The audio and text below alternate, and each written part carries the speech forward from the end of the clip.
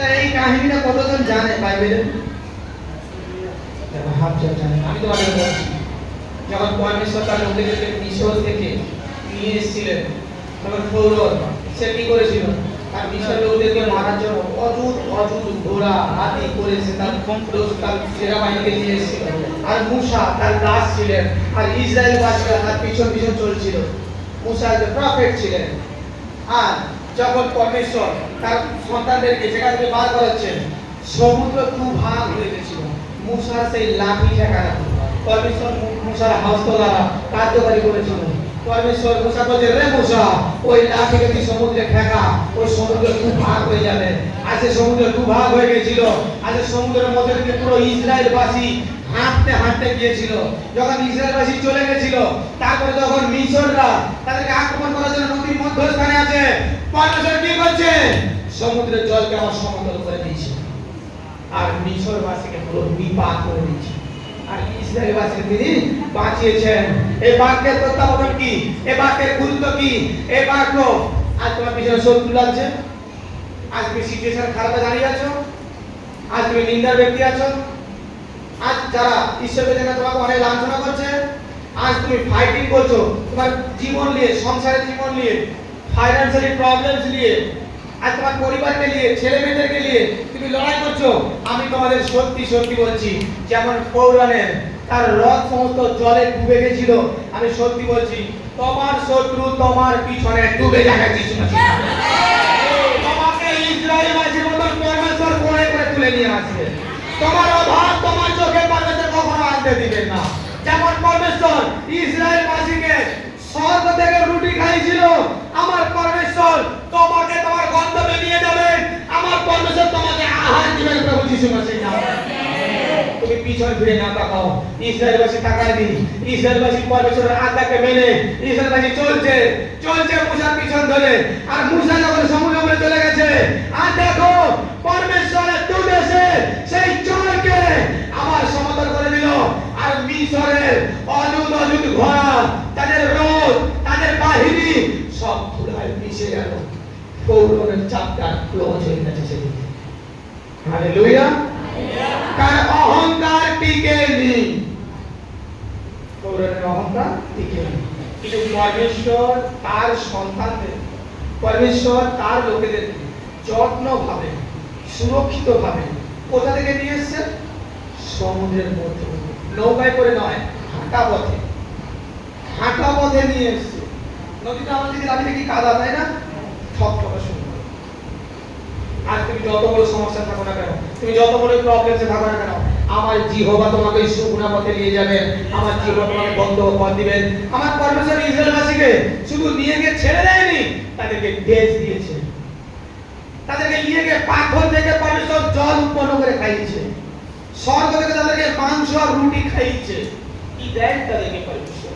আজ তোমরা সেই ঈশ্বরের সন্তানেরা, আজ তোমরা এখানে উপস্থিত আছো, আজ যে ঈশ্বরের আমি সুসমাচারকে নিয়ে আসছি, আজ যে ঈশ্বরের আমি প্রচারে তোমাদের কাছে করতেছি, সেই জিহ্বা আব্রাহামের ঈশ্বর, ইসাহাকের ঈশ্বর, যাকবের ঈশ্বর, আমাদের প্রভু, যিনি আমাদের জন্য ক্রুশবিদ্ধ হলেন, সেই পরমেশ্বর তোমাকে সঠিক রাস্তা দেখাবেন, সঠিক রাস্তা ধরে তোমাকে নিয়ে যাবেন। তোমার পিছনে যত ব্যক্তি তোমাকে লাঞ্ছনা করুক, তোমার পিছনে যত ব্যক্তি তোমার প্রতি হিংসা করুক, তুমি একটা কথা মনে রাখো, পরমেশ্বর তখন কোনো দিনেও প্রত্যেকটা সন্তানকে বাঁচিয়েছে, আজও বাঁচাবে, আগামী দিনেও বাঁচিয়ে যাবে যিশু মসিহের নামে। হালেলুয়া। তুমি কোনো ব্যতিক্রমে একা নও, তুমি কোনো ব্যতিক্রমে একা নও, যে যিশুকে জেনে গেছে। যিশুর আত্মা তোমাদের সঙ্গে সঙ্গে আছে। হালেলুয়া। আত্মা তোমাদের সঙ্গে সঙ্গে আছে। যেমন ইসরায়েলবাসী শুনেছিল, এই বছরটি যখন পড়বে তোমরা দেখবে এই কাহিনীকে, মিশরের 10 আজ্ঞা, যাত্রা পুস্তক প্রথম থেকে তোমরা পাঠ করতে থাকবে, আর দেখবে কিছু আইন কানুন, আর পরমেশ্বর তার সন্তানদেরকে কিভাবে রক্ষা করেছিল, কিভাবে মিশরকে ধ্বংস করে দিয়েছিল। আজ যে ব্যক্তি তোমার নিন্দা করছে, সে ব্যক্তি কাল তোমার প্রশংসা করতে বাধ্য, কারণ ঈশ্বর। আজ যে ব্যক্তি বলছে ও তো ধর্ম চেঞ্জ করে লিখছে, কাল সে ব্যক্তি বলে চলো আমি তোমার সঙ্গে একবার ওখানে যেতে চাই। আজকে প্রভু সাইজ করে দিচ্ছে। আর যে ব্যক্তি বলছে যিশু, সে নাকি সবকিছু, একদিন তোমার কাছে এসে বলবে, এই যে দিদি, দাদা, বোন, কাকি, কাকিমা, জেঠিমা, একটা বার তোমাদের যিশুর কথা বলো না গো, আমার ফ্যামিলিতে কত প্রবলেম হচ্ছে, তোমরা তো সর্বক্ষণ হেসে যাচ্ছ, খুশিতে আছো, আমি তোমার যিশুর কাছে যেতে চাই। তখন মনে রাখবে তোমার যুগ।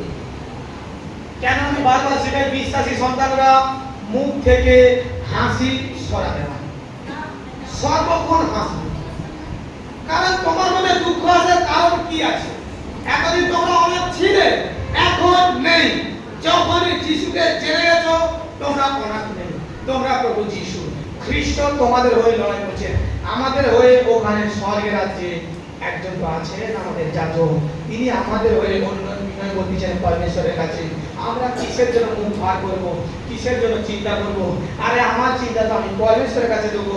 এবার পরমেশ্বর আগামী দিনে মানুষকে বাঁচিয়েছে, আমার পরমেশ্বর আমাকে বাঁচাবেন, আমার যিশু।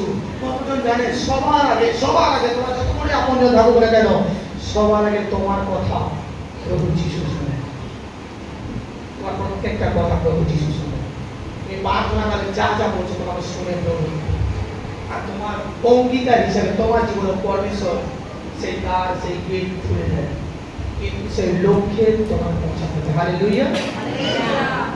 আজ তুমি প্রার্থনা করেছো, যেমন মিশরে কিনেছো, তার প্রথমে মুসাকে বিশ্বাস করে, কিন্তু মুসা বলছে আমি তোমাদের পিতৃপুরুষদের ঈশ্বর আমাকে পাঠিয়েছে, আব্রাহাম, ইসহাক, যাকব পাঠিয়েছে, আমি তোমাদের ইসরায়েল বাঁচাবো। যদিও মুসা তাদেরকে মিশর থেকে ইসরায়েলে নিয়ে গেলেন, তারপর তারা মুসার উপরে আবার দোষারোপ করেছে। মুসা বলছে তোমরা কেন বিভ্রান্ত হচ্ছ, কেন চিন্তা করছো? তাকে দেখো, তিনি ঈশ্বর, তিনি তোমাদের দেখছেন। তারা হচ্ছে ঈশ্বর দেখছেন। আমি জল কোথায় পাবো? আমরা তো মিশরে ছিলাম, আমাদেরকে অনেক খাটাতো, পরিশ্রম করাতো, অন্তত আমরা তো আহার করে পড়ে থাকতাম, আমাদের এই আনা দরকার কি ছিল? মুসা ভেঙে বলছে পিতা, তুমি দেখো। পিতা বলছে রে মুসা, তোর লাভি তুই পাহাড়ে খোঁচা মার। পরমেশ্বর চাইলে প্রত্যেকটা ওই যে ইট কাল দেখছেন যে গাঁথনি, প্রত্যেকটা ইট কাল থেকে একটা একটা তার শিষ্য উৎপন্ন করে দিতে পারে। পরমেশ্বর চাইলে পারে। আর সেই পাথরে যখন ঠোকর মারে, সেই পাথর থেকে জল বেরিয়ে আসে। তাতেও ইসরায়েলবাসীদের হচ্ছে না। বলছে আমরা কি খাবো এখানে? এখানে কোনো আমরা চাষবাস করতে পারছি না, কোনো উৎপন্ন হচ্ছে না, আমরা তো সেখানে ভালোই থাকতাম। মুসা বলছে পিতা কি করবো? আগামী সকাল ওদের জন্য খাওয়ার আমি বর্ষার মতো, যেমন বৃষ্টি হয় না, সেরকম খাবারটা আমি মিলে দেবো, চিন্তা তুই না কর। ওদেরকে বলে দিবি, কিন্তু ওদেরকে বলে দিবি ওরা লোভের ঘরে যেন না করে। আজকে এটা আমাদের জীবনে অনেক জনের জানা উচিত। পরের সাথে অভিষেক করতেছে, লোভের ফাঁদে না পড়ো, মিথ্যার আশ্রয় না রো। যখন সকাল হলো, ইসরায়েলবাসী কি দেখছে? রুটি খাবে, কি রুটি পরমেশ্বর ফেলে দিচ্ছে, রুটি আর রুটি, মাংসই মাংস। পরমেশ্বর বলে দিচ্ছে তোমার প্রয়োজন হবে তুমি নাও, বাকিটা কিন্তু নষ্ট হয়ে যাবে। এবার মানুষ একটু বেশি চালাক হয়, কৌটাতে পুরে ব্যাগে পুরে যে যা পাশে রেখে দিয়েছে। কিন্তু প্রভু যা বলেছেন সেটা হচ্ছে তারা যতটুকু খেয়েছিল সেইটুকু বাদে আর কোনো কিছু ভালো নেই, নষ্ট হয়ে গেছে। সেরকম আজ পরমেশ্বর দাস বলে তোমাদেরকে পরমেশ্বর দিচ্ছে, তোমাদের দিচ্ছে, তোমরা চাও। আমি লোভের জন্য না চাই, লোভ সংক্রান্ত জিনিসটা ভালো না, যা পরমেশ্বর পছন্দ করতে পারে না। এই লোভ থেকে তোমাকে বেরিয়ে আসতে হবে, এই লোভের সমস্যা থেকে তোমাকে বেরিয়ে আসতে হবে। কিন্তু এটা অন্তত বিশ্বাস রাখো যে যে ঈশ্বরের আমি আরাধনা করি, তিনি আমার কোনো অভাব হতে দেবেন না। আমি যে অন্ধকারে যাচ্ছি, আমি অন্ধকারে নেই, প্রভু জ্যোতি আমার সঙ্গে আছে। আমি দুঃখের মধ্যে যাচ্ছি, প্রভু আমার সঙ্গে আছে। দুঃখ তো ক্ষণিক মাত্র। আরে তোমার জীবনে যদি দুঃখ না আসে, সুখের মহত্ব তুমি বুঝবে কি করে? শুধু যদি তোমরা সুখ সুখ করে থাকো, দুঃখের মর্ম বুঝবে কি করে? আমাদের মনুষ্য সুখ দুঃখে নিয়ে। আজ আমার জীবন যদি কষ্ট না আসে, সুখের দিকগুলোকে আমি কিরকম টেস্ট পাবো কি করে? আমি যদি কোনো কিছু রান্না করে না খেলাম, তার টেস্ট আমি জানবো কি করে?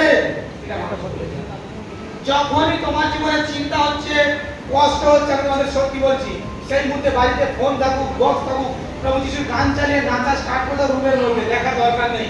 কেন জানো? দুঃখ কষ্ট যত হচ্ছে যিশুর নাম তত বড়, দুঃখ কষ্ট যত হচ্ছে যিশুকে তত ধন্যবাদ দিচ্ছ। আরে তার পবিত্র নাম নিতে তো পারছি না। এর থেকে আনন্দময় বিষয় কি হতে পারে? কি হতে পারে? পবিত্র নাম আমরা ভুলে গেছি। আজ বিশ্বাসী আছে প্রবলেমসে বলতে যাই, আজ একটু প্রার্থনা করি, অনেকদিন প্রার্থনা করা হয়, সমস্যা হয়েছে একটু গিয়ে প্রার্থনা করি, এক্ষুনি মিরাকেল হয়ে যাবে, কিছুই হবে যেই সেই প্রার্থনা করলে মনে করবে কিছু তো হয়নি, হ্যাঁ কি হলো ফায়ার, কিছু তো হয়নি, হ্যাঁ কি হলো কিছু হয়নি, কারণ তুমি প্রার্থনা দেখেন এই জীবনে, প্রার্থনার জীবন নেই তোমার জীবনে। হালেলুয়া। প্রবলেমস আসার আগে প্রার্থনা করা স্টার্ট করো। আচ্ছা, এখানে অনেকজন ব্যক্তি আছে, আমি বিভিন্ন রোগ ধরে বলেন কি করছি সুস্থ করছি, সে বলে ধুর ও রোগ তো বলবে ঠিক তো, আমি বলবো রিসিভ করা প্রত্যেকটা অভিষেক, আমি ভবিষ্যতে আগামী দিনের জন্য বলি, আমি শুধু আজকের জন্য বলি না, আমি শিক্ষক আমার লাইফে, তাই না আগামী দিনের জন্য প্রত্যেকটা অঙ্গীকারকে রিসিভ করো, প্রত্যেকটা। অনেকজন আছে তো আসছে এইভাবে টুই করে আসছে, প্রত্যেকটা 12:30 5টা 11টা দেরি করে যাও না, চুপ কর, অনেক কি দাও তো ওয়ার্শিপ করে তো ক্ষমতা আছে, এটা বলেছেন জানি না, ওয়ার্শিপ করার জন্য ওয়ার্শিপ করতেছে, এটাতে প্রচুর সামনে আছে, বন্ধন ভেঙে যায়। তাই আমি এই জন্য আজকে বলি ওয়ার্শিপ করো, তোমরা এসে আনন্দ করো, উল্লাস করো, আজকের দিন প্রভু তোমাকে জীবিত রেখেছে, তোমার আরো একটা দিন আয়ু বেড়ে গেল। কিন্তু ওয়ার্শিপ করার জন্য শুরু থেকে কেউ আসে না, টাইমে কেউ পৌঁছায় না, প্রফেট উঠবে চলে যাবো, প্রফেট হুহা করে দেবে পড়ে যাবে, দেখবো সাক্ষী বলছে কেন না, আজকের দিনটাকে পরমেশ্বরের জন্য রাখো। এই তো কয়েক ঘন্টা, পরমেশ্বর সারা সপ্তাহ তোমাদেরকে দেখছি, দেখবে অনেক সময় আত্মা আমাকে জানাচ্ছে কিছু জনের মধ্যে আমি দেখতে পাচ্ছি প্রবলেমস হলে তার মনে হয় এটা যদি না করতাম হয়তো ভালোই হতো, আত্মা আমাকে জানাচ্ছে এখানে টেনশন আছে, এটা যদি না করতাম হয়তো ভালোই হতো, একটু যদি বেশি ঘর প্রার্থনা হতো হয়তো ভালোই হতো। এরকম সংকোচ কেন মনে মনে রাখতেছি, যতক্ষণ মন চাচ্ছে প্রার্থনা বসো না, প্রার্থনা অপেক্ষা করো না, বাইবেল পাঠ করো, প্রভুর সঙ্গে সময় দাও, দেখো রোগ আসতে পর্যন্ত ভয় পেবে, কারণ তোমার শরীরকে তুমি ফিজিক্যাল করে দিচ্ছ, তুমি যখন বাইবেল পাঠ করছো প্রার্থনা করছো তোমার শরীরকে তুমি ফিজিক্যাল করে দিচ্ছ। প্রত্যেক সপ্তাহে এখানে কেন আসা দরকার আছে মণ্ডলী, কেন আসার প্রয়োজন আছে?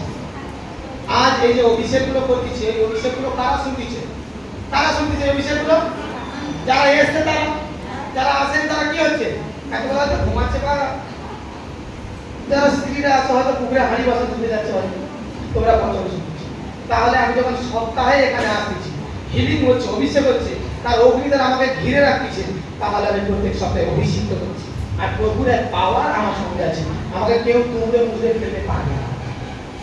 আর যারা ওই হাঁড়ি বাসন ধুচ্ছে তারা হাতে মুখে কালি লাগিয়ে বসে আছে, সন্ধ্যা হলে কি হবে, ব্লেসিং আসবে, মাসে একবার বলবে হায় হায় হায় এই সমস্যা, ও প্রভু গো তুমি দয়া করো, আমি প্রত্যেক সপ্তাহে আসবো, প্রত্যেক সপ্তাহে সবার আগে আসবো, আর পরমেশ্বর সাক্ষী করে দিল, সাক্ষী হয়েছে পরের সপ্তাহে, এই সপ্তাহে যেমন ঘোরাচ্ছেন সেটি যাবো। এরকমও বিশ্বাসী আছে, এরকম বিশ্বাস করার কোনো দরকার নেই, এর থেকে জগতের ব্যক্তিরা অনেক শ্রেষ্ঠ তারা ঈশ্বরকে জানেই না, তাই জন্য আসেনি। কিন্তু তোমরা এরকম না হও, প্রত্যেক সপ্তাহে একদিন পরমেশ্বরের সময় দাও, পরমেশ্বরের গৃহেতে এখানে এসে বসো, তার অভিষেকে শোনো। আজ বছর আত্মিক খাদ্য আমাদের জীবনে, আমরা পরমেশ্বরের দাসেরা যে উপবাস করি, অনাহারে থাকি, এই বচন আমাদের খাদ্য যোগায়, এই বচন আমাদেরকে আহার যোগায়, এই বচন আমাদেরকে শক্তি যোগায়, এই বচন আমাদের জীবন অনেক গুরুত্বপূর্ণ, যা অনেক বিশ্বাসী জানে না। কিন্তু এই জায়গা থেকে তোমাদেরকে বাড়াতে হবে, প্রত্যেক দিন প্রার্থনা করতে হবে, প্রত্যেক দিন প্রার্থনা করতে হবে, প্রত্যেক দিন বাক্য পাঠ করতে হবে। আচ্ছা, আমাদের খাওয়া দাওয়ার রুলস আছে কি নেই? কতজনে খাওয়া দাওয়ার রুলস আছে? কেউ হাত তুলে, এটা কিন্তু চালাকি করলে হবে না।